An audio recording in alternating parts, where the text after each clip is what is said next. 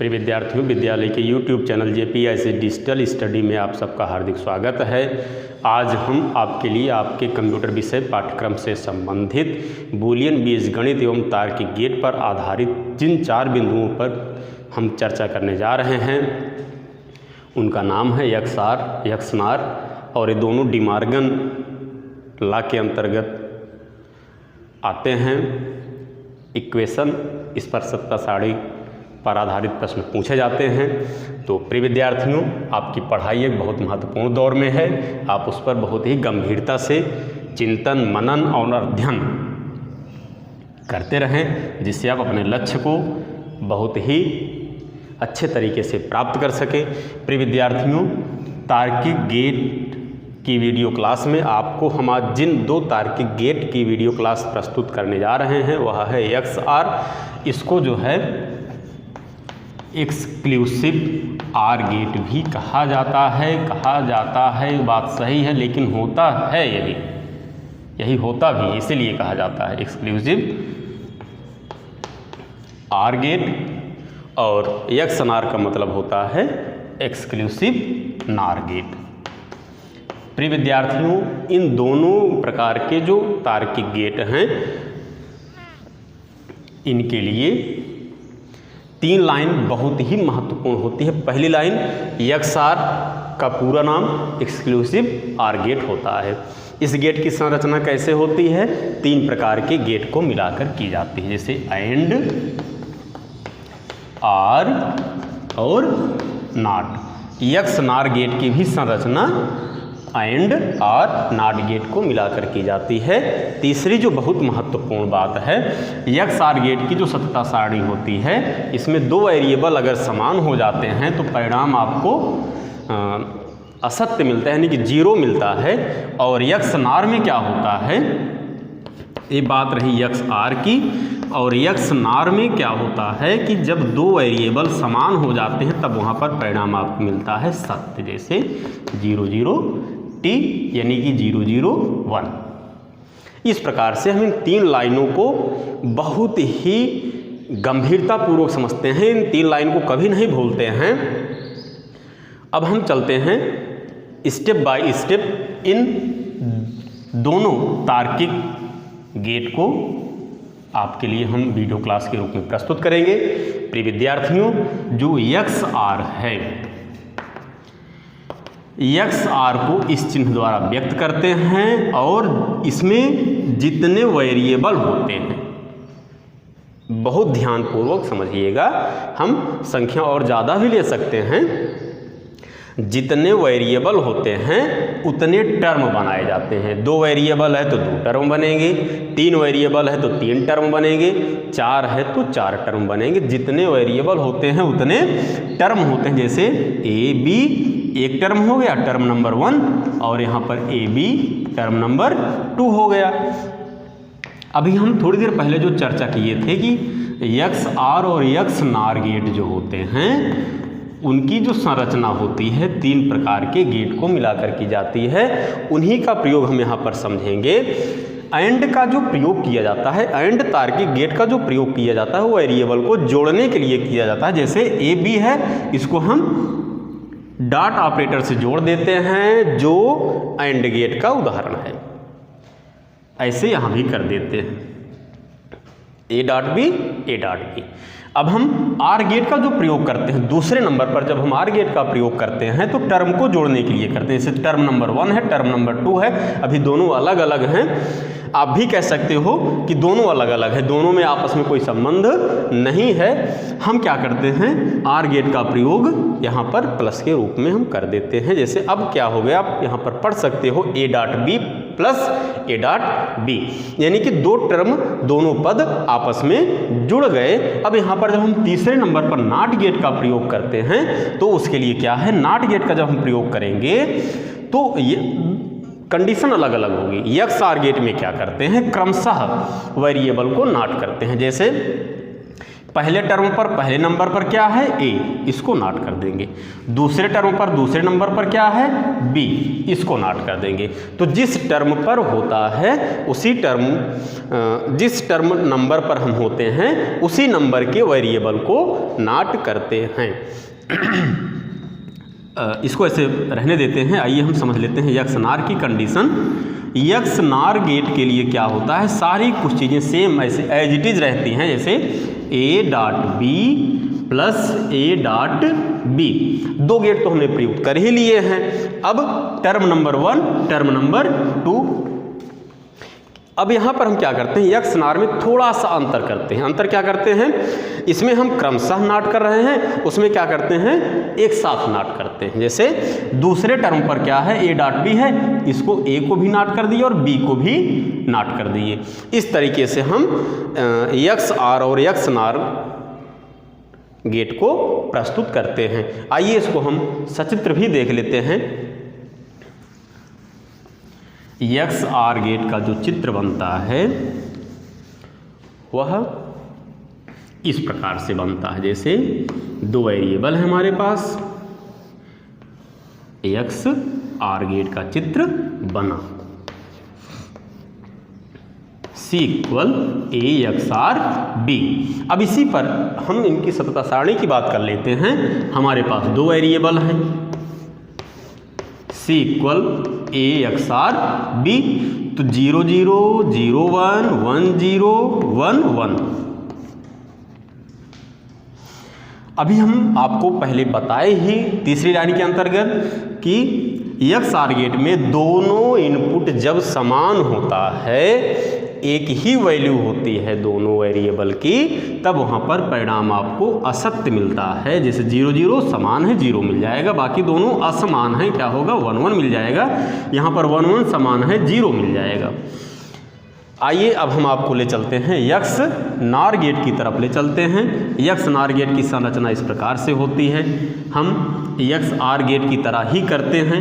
अंतर तो भाई रहना ही चाहिए, क्योंकि शब्द का अंतर है, नाम का अंतर है, नियम का अंतर है, तो अंतर चित्र में भी होना चाहिए। अभी तक देखिए कैसे बना है, यक्स आर की तरह बना है। अब क्या कर देते हैं, इसमें नॉट गेट हम लगा देते हैं, बबल लगा देते हैं, जहाँ पर आउटपुट हमें मिल रहा है। यह जो है नार गेट बन गया। सी इक्वल, अब इसका ऑपरेटर भी चेंज हो जाएगा, ए नार सी इक्वल ए यक्स नार बी। हम इसकी सततता सारणी की जब बात करते हैं, दो वेरिएबल हमारे पास हैं ए और बी। सी इक्वल ए यक्स नार बी। अब यहाँ पर क्या होगा 0 0 0 1 1 0 1 1। यहाँ पर वही बातें हमें ध्यान देनी होंगी जो बात हम यहाँ पर ध्यान दिए थे। दोनों वेरिएबल अगर समान हैं तो परिणाम आपको सत्य मिलेगा, यानी कि दोनों वेरिएबल की वैल्यू एक जैसी है और एक ही है, तो आपको यहाँ पर परिणाम 1 मिलेगा। 0 0 समान है 1 मिलेगा, 0 1 असमान है 0 मिलेगा, 1 0 असमान है 0 मिलेगा, 1 1 समान है 1 मिलेगा। इस प्रकार से हम जब भी बोर्ड परीक्षा पर आधारित प्रश्न बनते हैं तब उनका जवाब हम इन 3 चरणों में प्रस्तुत करते हैं प्रति उत्तर के रूप में। आइए आपको हम ले चलें डी मॉर्गन लॉ की तरफ, जिसमें डिस्ट्रीब्यूशन और ड्यूअलिटी थ्योरम का भी प्रयोग किया गया है। डी मॉर्गन लॉ बहुत ही महत्वपूर्ण बिंदु है। ऐसा प्रकरण है, इस पर प्रश्न पूछे जाते हैं, और जब भी प्रश्न पूछे जाते हैं तो बच्चे थोड़ा सा कंफ्यूज हो जाते हैं, क्योंकि न्यूमेरिकल पॉइंट होता है, बच्चे बचना चाहते हैं लेकिन बचा नहीं जा सकता, क्योंकि आप जैसे जैसे कठिनता से लड़ते जाएंगे आप वैसे वैसे बढ़िया नंबर अपने लिए अर्जित करते जाएंगे। तो आइए चलते हैं, हम डी मॉर्गन की तरफ चल रहे हैं। तो सबसे पहले डी मॉर्गन लॉ के लिए आपको एक बहुत महत्वपूर्ण बिंदु बता दें। जब भी हम सब किसी बच्चे का चेकअप करते हैं कि जो डी मॉर्गन लॉ के अंतर्गत सततता सारणी प्रस्तुत की गई क्या वो सही है अथवा गलत है, तो हम लोग सबसे पहले क्या कर लेते हैं, यह देख लेते हैं कि जो सततता सारणी प्रयुक्त की गई उसमें कितने कॉलम हैं और कितने वेरिएबल हैं। अगर किसी बच्चे ने दो वेरिएबल का प्रयोग किया है और साधारणतया आपको किसी भी बात को जब प्रस्तुत करना होता है तो बहुत सरलतापूर्वक प्रस्तुत किया जाए, ज़्यादा बेहतर होता है। आप 3 वेरिएबल में भी प्रस्तुत कर सकते हैं, 4 में भी कर सकते हैं, लेकिन आपके लिए थोड़ा जटिलता बढ़ती जाएगी, इसलिए आप केवल 2 में ही अगर करेंगे तो बहुत ही बेहतर होगा। आप बहुत सरल भाषा में और समय में, कम समय में अपने जवाब को प्रस्तुत कर सकते हैं। तो अगर आपके पास 2 वेरिएबल है तो जो डिमॉर्गन लॉ के अंतर्गत सततता सारणी बनती है उसमें 7 कॉलम होते हैं और 4 रो ही होती हैं पहले राउंड में। आइए इसी पर आधारित हम अपना व्याख्यान आपके लिए प्रस्तुत कर रहे हैं डिमॉर्गन लॉ पर। जैसे यहाँ पर क्या है, a प्लस बी का whole bar equal a bar dot b bar. हम इसकी जब सततता सारणी बनाएंगे डिमॉर्गन लॉ के अंतर्गत, पहले नियम के अंतर्गत जब बनाएंगे तो आइए हम वेरिएबल a, वेरिएबल b, क्योंकि a और b के अतिरिक्त कोई चर्चा नहीं की गई है तो 2 हम वेरिएबल ले लिए, यानी कि 2 संख्या हम कम भी कर दिए 7 में। कंडीशन क्या है, 0 0 0 1 1 0 1 1। 0 की बाइनरी है 2 बिट में, 1 की बाइनरी है 2 बिट में और 2 की बाइनरी 2 बिट में होती ही है, 3 की बाइनरी 2 बिट में होती ही है। यानी कि जो सततता सारणी बनती है लगभग क्या है, दशमलव अंकों के आधार पर ही बनती है, 0 1 2 3। आइए अब हम चलते हैं, जो तीसरा कॉलम होगा, तीसरा कॉलम कह रहा है कि आपको a और b को कहीं ना कहीं नॉट भी दिखाना होगा। तो आइए हम a को नॉट दिखा देते हैं और b को भी नॉट दिखा देते हैं। कितने कॉलम बन गए प्रिय विद्यार्थियों, 4 कॉलम बन गए। अब रह गया 3, वो भी पूरा हो जाएगा। तो a बार यानी कि नॉट गेट यहां पर बनेगा, b बार नॉट गेट। तो a बार के लिए क्या करते हैं, हम a पर केंद्रित हो जाते हैं। जैसे a बार अगर हमें निकालना है तो हम केंद्रित होंगे a पर, b बार निकालना है तो केंद्रित होंगे b पर। हम जो है a पर अगर केंद्रित हो गए a बार के लिए तो 0 है 1 हो जाएगा, 0 है 1 हो जाएगा, 1 है 0 हो जाएगा, 1 है 0 हो जाएगा। आप समझ रहे होंगे ऐसा जो है किस प्रकार से हो गया। तो हमने आपको जो है अपनी पहले की क्लास में बताया ही है कि नॉट गेट क्या करता है, किसी इनपुट को प्रतिलोमित करता है। यहाँ पर 0 है तो यहाँ पर 1 होगा ही। अब b बार के लिए क्या करते हैं, b पर केंद्रित हो जाते हैं, यानी कि 0 है 1 वही नियम लगेगा, 1 है 0, 0 है 1, 1 है 0। 4 कॉलम हमारे एकदम तैयार हो गए। अब बात आती है, हम 5वें कॉलम की तरफ चलते हैं। a प्लस बी भी हमें ज्ञात करना होगा। a प्लस बी का मतलब होता है आर गेट की तरफ हमें चलना होगा। आइए चलते हैं, a प्लस बी, 5वां कॉलम मिला हमें। a प्लस बी के लिए क्या करेंगे, इस पर नहीं केंद्रित होंगे क्योंकि यह स्पष्ट ही दिख रहा है a बार और b बार है। हमें पाना क्या है, a और b, आर गेट के रूप में पाना है a plus B. a b यानी कि आर गेट की जो सततता सारणी कहती है कि अगर आर गेट की सततता सारणी की जो कंडीशन होती है कि जब दोनों वेरिएबल यानी कि सभी वेरिएबल जो हैं उसमें से कोई भी एक वेरिएबल अगर आपका ट्रुथ है तो आउटपुट आपको ट्रुथ मिलेगा, यानी कि सत्य मिलेगा। 0 0 0 मिलेगा, 0 1 1 मिलेगा क्योंकि एक वेरिएबल इसका सही है, 1 0 1 मिलेगा, एक वेरिएबल सही, 1 1 1 मिलेगा, दोनों वेरिएबल सही हैं। अब बात आती है, हम चल रहे हैं 6वें कॉलम की तरफ चल रहे हैं, यानी कि a प्लस बी को नॉट भी दिखाना है, यानी कि नार गेट के रूप में भी दिखाना है। a प्लस बी का होल बार माने नॉट गेट, नार गेट यक्स। अब हमें इतने पर नहीं ध्यान देना होगा, ये सारी बातें हाइड हो जाएंगी। a प्लस बी का होल बार के लिए हम क्या करते हैं, a प्लस बी को ही नॉट कर देते हैं। जैसे 0 है तो 1 कर देंगे, अब तो आप बात समझ ही गए हैं, 1 है तो 0 कर देंगे। क्लियर। अब हम आउटपुट, लास्ट आउटपुट की तरफ बढ़ रहे हैं। जो 7वां कॉलम है, a bar dot b bar, a bar dot b bar. a bar dot b बार का मतलब होगा, हम इसको एंड गेट के नियमों के अनुसार देखेंगे।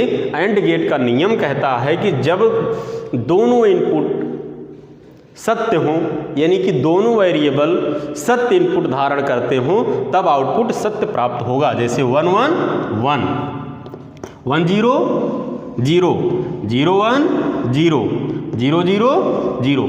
अब यहाँ पर आप आउटपुट के रूप में देख सकते हैं a प्लस बी का whole bar equal a bar dot b bar. आइए हम दूसरे नियम पर चलते हैं। जो दूसरा नियम है दूसरा नियम आपके सामने इस प्रकार से है, ए डॉट बी का होल बार इक्वल ए बार प्लस बी बार। हम क्या करते हैं, यहाँ तक की चीज़ें सेम रहती हैं, बाकी जो लास्ट 3 के कॉलम हैं उसी में ही परिवर्तन किया जाता है। जैसे यहाँ पर एंड गेट हो जाएगा, क्योंकि खोजना आपको एंड गेट है, यहाँ पर नैंड गेट हो जाएगा और यहाँ पर ए बार प्लस बी बार। इतनी चीज़ें सेम रहेंगी। 4 कॉलम जो है डिमॉर्गन लॉ की जो पहली सततता सारणी बनती है, यानी कि पहले नियमों पर बनती है उसमें भी, और जो दूसरे नियमों पर बनती है उसमें भी 4 कॉलम सेम रहते हैं और परिवर्तन होता है लास्ट के 3 कॉलम पर।